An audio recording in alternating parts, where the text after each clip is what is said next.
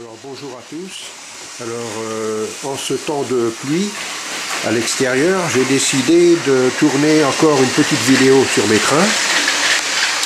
Alors il y a une petite nouveauté, c'est le TGV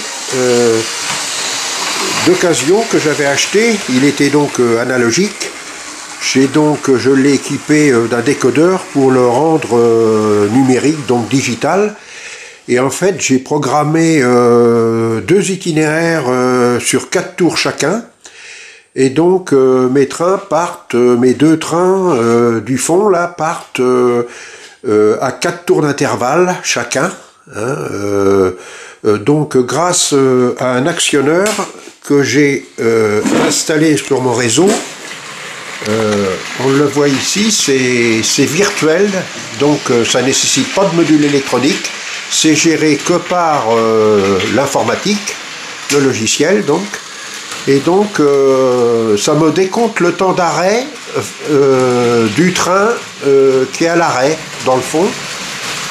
Donc pour 4 tours, ça me décale de 30 secondes à chaque fois pour éviter que le train du fond, le TGV, donc parte avant l'arrêt du train qui circule.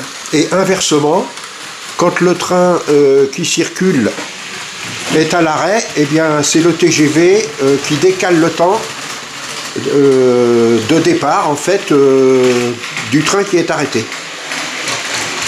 Alors ça fonctionne assez bien. J'ai fait une programmation de 30 secondes. À chaque fois que le train passe sur l'actionneur, ça retarde le départ de l'autre train de 30 secondes. Et voilà. Et bon, ça fonctionne très bien. Donc je vais attendre que le train qui circule s'arrête au fond. Alors le TGV, a fallu que je l'étalonne au niveau du logiciel. Ça n'a pas été une petite affaire parce que au niveau des contacts, la locomotive s'arrêtait. Donc par contre l'avantage c'est que quand la locomotive s'arrête en étalonnage, le décompte s'arrête aussi. Donc en fait j'ai réussi à l'étalonner, mais a fallu, au lieu d'une dizaine de minutes, il m'a fallu à peu près dans les 14 à 15 minutes pour étalonner le TGV. Mais une fois étalonné, il fonctionne très bien.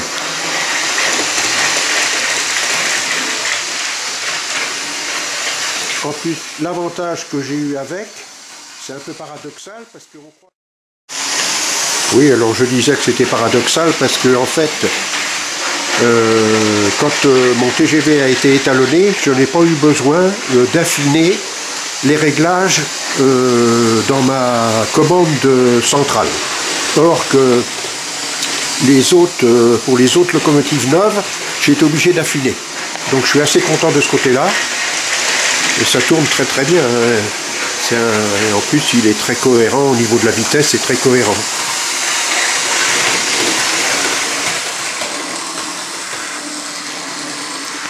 Bon là, il va s'arrêter et puis l'autre train va repartir. Alors j'ai fait 4 tours, j'aurais pu faire un programme, un itinéraire sur 3 tours, sur 2 tours, sur 6 tours. Voilà, j'avais le choix, hein. J'ai fait pour les 2 trains, j'ai fait 4 tours avec un arrêt. Voilà. Et puis le premier train, voilà, le train part là. Alors ça part à peu près, il y a un intervalle entre l'arrêt et le départ de chaque train de 15 secondes à peu près. Parce que c'est normal, parce qu'il faut absolument pas qu'on arrive à 0 secondes sur l'actionneur. Sinon, c'est le train part avant, l'autre train partirait avant. Donc c'est tout un calcul qu'il faut faire au départ. Mais bon, c'est pas compliqué.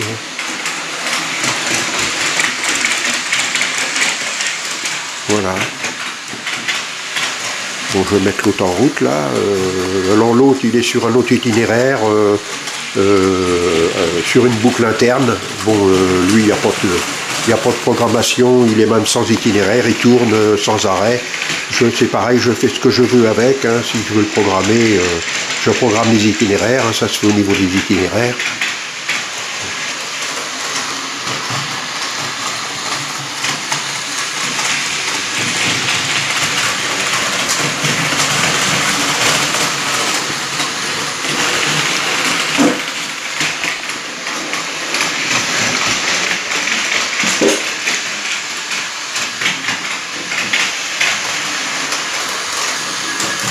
Je vais mettre l'autre en route.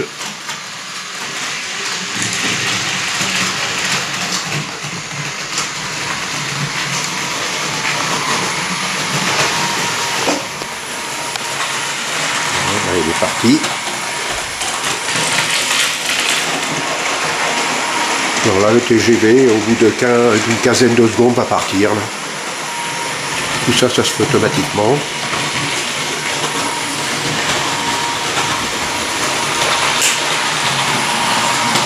Voilà, il est parti.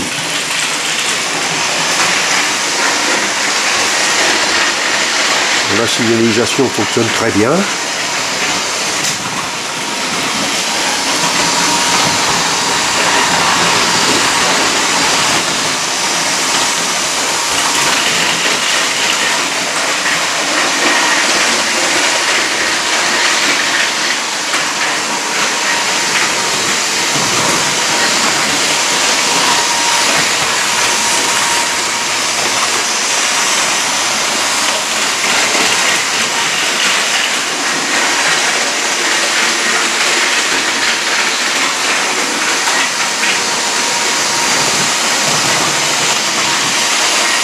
Alors, je suis assez content du résultat parce que c'est vrai qu'elle tourne bien. Bon, je l'ai nettoyée comme il faut.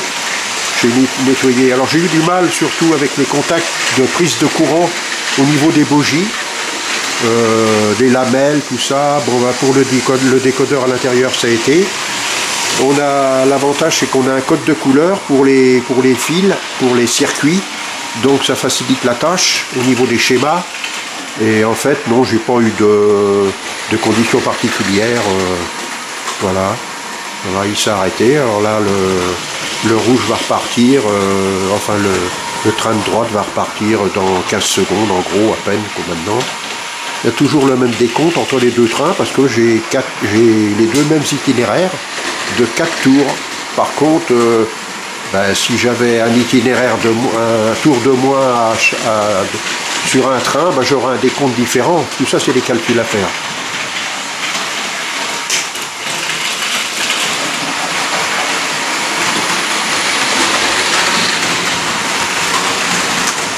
Voilà. Bon, ben, je crois que pour l'instant, ça va aller.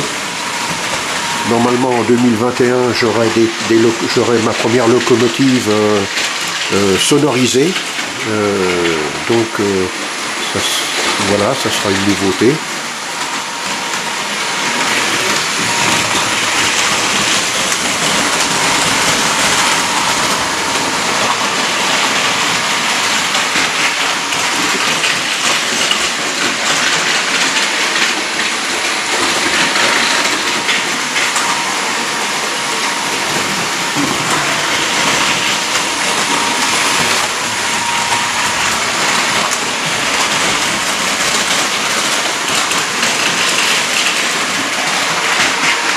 L'aiguillage qui est ici, bah, à chaque fois, suivant le TGV ou l'autre, il se positionne automatiquement.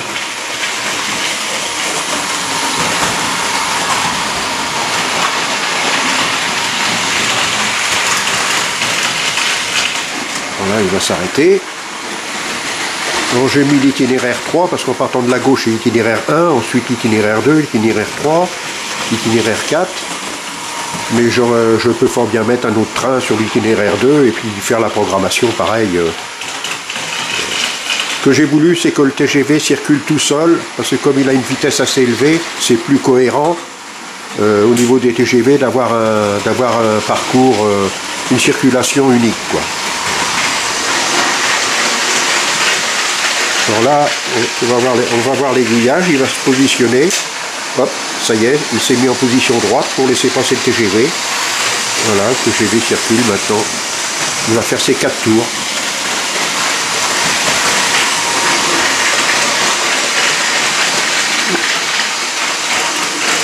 Voilà, bah sur ce, je vais vous laisser. Je vais vous souhaiter un bon après-midi. Et puis, à plus tard. Au revoir.